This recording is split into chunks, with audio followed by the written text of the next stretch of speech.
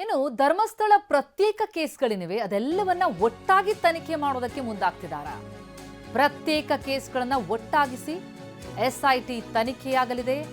ಎಲ್ಲ ಕೇಸ್ ಒಟ್ಟಾಗಿಸಿ ತನಿಖೆ ನಡೆಸೋದಕ್ಕೆ ಎಸ್ಐಟಿ ನಿರ್ಧಾರಕ್ಕೆ ಬಂದಿದೆ. ಈ ಬಗ್ಗೆ ಕಾನೂನು ಸಲಹೆ ಪಡೆದು ಎಸ್ಐಟಿ ತನಿಖೆಗಿಳಿಯಲಿದೆ.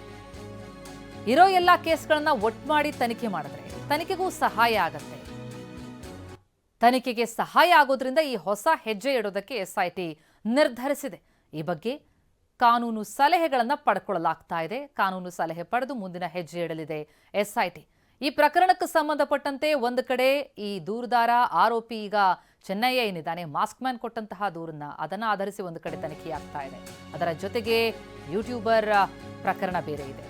ಹೀಗೆ ಸದ್ಯ ಪ್ರತ್ಯೇಕ ಪ್ರಕರಣಗಳಾಗಿ ಏನು ತನಿಖೆಯನ್ನು ನಡೆಸ್ತಾ ಇದೆ ಎಸ್ಐಟಿ. ಚೆನ್ನೈನ ಕೇಸ್, ತಿಮರಾಡಿ ಕೇಸ್, ಹಾಗೆ ಸಮೀರ್ ಕೇಸ್, ಜೊತೆಗೆ ಸುಜಾತಾ ಕೇಸ್, ಇದೆಲ್ಲವನ್ನ ಪ್ರತ್ಯೇಕವಾಗಿ ತನಿಖೆ ಮಾಡಲಾಗ್ತಾ ಇದೆ ಎಸ್ಐಟಿ.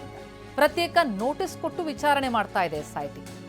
ಆದರೆ ಎಲ್ಲ ಕೇಸ್ಗಳನ್ನ ಒಟ್ಟುಗೂಡಿಸಿ ತನಿಖೆ ನಡೆಸಿದ್ರೆ ತನಿಖೆಗೆ ಇನ್ನಷ್ಟು ಸಹಕಾರ ಆಗತ್ತೆ ಅನ್ನೋದು ಎಸ್ಐಟಿಯ ಚಿಂತನೆ. ಈ ಹಿನ್ನೆಲೆಯಲ್ಲಿ ಕಾನೂನಿನ ಸಲಹೆಯನ್ನ ಎಸ್ಐಟಿ ಪಡಿತಾ ಇದೆ. ಎಲ್ಲ ಕೇಸ್ಗಳನ್ನ ಒಟ್ಟುಗೂಡಿಸಿ ತನಿಖೆ ಮಾಡುವಂತಹ ನಿರ್ಧಾರಕ್ಕೆ ಬರ್ತಾ ಇದೆ. ಹಾಗಾದ್ರೆ ಎಸ್ಐಟಿ ಮುಂದೆ ಯಾವೆಲ್ಲ ಪ್ರತ್ಯೇಕ ಪ್ರಕರಣಗಳಿವೆ? ಕೇಸ್ ನಂಬರ್ 1, ಮಾಸ್ಕ್ ಮ್ಯಾನ್ಗೆ ಪ್ರಚೋದನೆ ನೀಡಿ ಹೇಳಿಕೆ ದಾಖಲು. ಇನ್ನು 2ನೇ ಕೇಸ್, ಸುಳ್ಳು ಹೇಳಿಕೆ ನೀಡಿ ಸಾಕ್ಷ್ಯಾಧಾರವನ್ನ ಸೃಷ್ಟಿ ಮಾಡಿದೆ. ಬುರುಡೆ ರಹಸ್ಯ ಅಂತ ಶವಗಳಿಗಾಗಿ ಶೋಧ ನಡೆಸಿದ್ದು 3ನೇ ಕೇಸ್. ಚೆನ್ನೈನಿಗೆ ಧಮಕಿ ಹಾಕಿ ಹೇಳಿಕೆ ದಾಖಲಿಸಿದಂತಹ ಆರೋಪ 4ನೇ ಕೇಸ್. ಚೆನ್ನೈನ ಹಿಂದೆ ಕಾಣದ ಕೈಗಳ ಷಡ್ಯಂತ್ರ ಏನಿದೆ ಅದು 5ನೇ ಕೇಸ್. ಈ ಎಲ್ಲಾ ಕೇಸ್ಗಳನ್ನ ಒಟ್ಟಾಗಿ ತನಿಖೆ ಮಾಡೋದಕ್ಕೆ ಎಸ್ಐಟಿ ನಿರ್ಧಾರ ಮಾಡಿದೆ.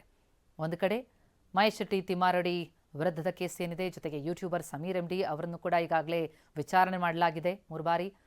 ಇದೆಲ್ಲವನ್ನೂ ಕೂಡ ಒಟ್ಟಾಗಿಸಿ ಒಂದೇ ಕೇಸ್ನಡಿ ತನಿಖೆಯನ್ನು ನಡೆಸಿದ್ರೆ ಸಹಕಾರ ಆಗತ್ತೆ ಅನ್ನೋದು ಎಸ್ಐಟಿಯ ಚಿಂತನೆ. ಹೀಗಾಗಿ ಎಲ್ಲ ಕೇಸ್ಗಳನ್ನು ಒಟ್ಟುಗೂಡಿಸಿ ತನಿಖೆ ಮಾಡುವಂತಹ ನಿರ್ಧಾರಕ್ಕೆ ಎಸ್ಐಟಿ ಬಂದಿದೆ. ಈ ಬಗ್ಗೆ ಕಾನೂನು ಸಲಹೆಯನ್ನು ಕೂಡ ಪಡ್ಕೊಳ್ಳಲಾಗ್ತಾ ಇದೆ.